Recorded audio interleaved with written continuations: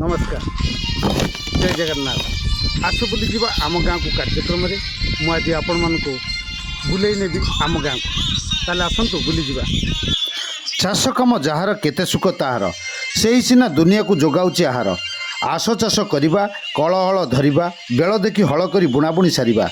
आपण ये जो चित्र देखुंत जगतसिंहपुर जिला एरस्मा ब्लॉक नुआगाँ अंचल चित्र। एठी हजार हजार एकर खरादिने डाल चाष कराए।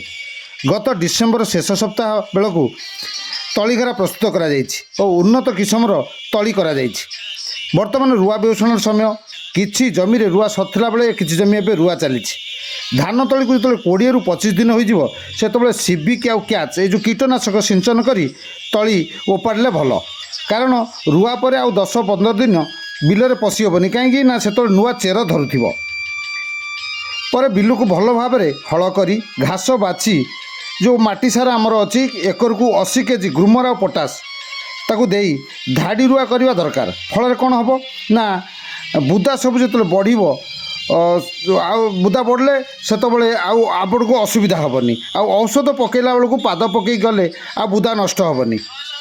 ये हूँ सचेतनतार वार्ता आपण ये करेंगे जदि असुविधा किसी है आ जो दुकान अच्छी सब आमर कृषि अधिकारी से आसुँच आप परामर्श नहीं पारे। यही जो आगामी भिडियो रे आम रोग पोक नियंत्रण संपर्क में कृषि कर्मचारी ठारू ए संपर्क में शुणा। जय जगन्नाथ।